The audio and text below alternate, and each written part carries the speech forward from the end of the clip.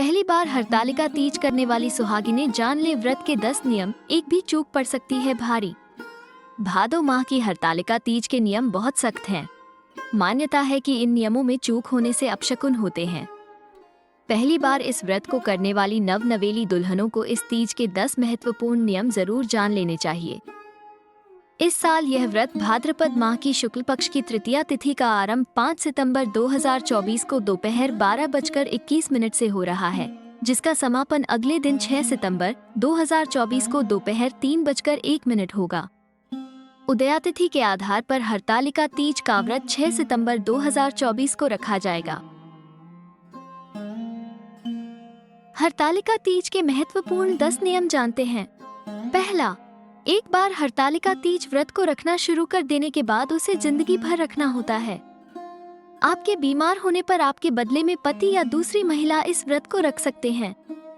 दूसरा, यह एक निर्जला व्रत है, यानी इस व्रत में किसी भी प्रकार से अन्न जल ग्रहण नहीं किया जाता है।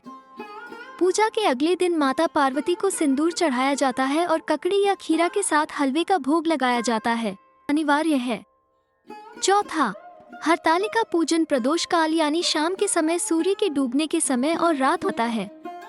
पांचवा, महिलाओं को रात भर जगराता कर भजन कीर्तन करना चाहिए और जागकर मिट्टी के बनाए अनुसार पूजा करनी चाहिए है। अगले दिन मां पार्वती की पूजा आरती करके व्रत का पारण ककड़ी या खीरा से किया जाता है। के दौरान हरतालिका तीज व्रत कथा सुनना जरूरी है, अन्यथा व्रत को अधूरा माना जाता है। सातवां, और उपवास का संकल्प लेकर व्रत को शुरू करना चाहिए। व्रत के दिन मेहंदी सहित 16 श्रृंगार करना अनिवार्य है।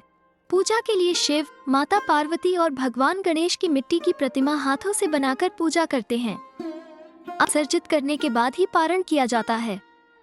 9वां, पूजा के समय सुहाग की सारी वस्तुएं सुहाग की पिटारी में रखकर माता पार्वती को अर्पित करते हैं और शिव जी को धोती और अंगोछा 10वां, इस व्रत अगले दिन सूर्योदय के बाद माता पार्वती को सिंदूर चढ़ाने के बाद ही व्रत तोड़ा जाता है। पूजा के बाद सुहाग की सामग्री को किसी ब्राह्मण स्त्री या गरीब विवाहित महिला को दे देना चाहिए, इससे व्रत जाता है।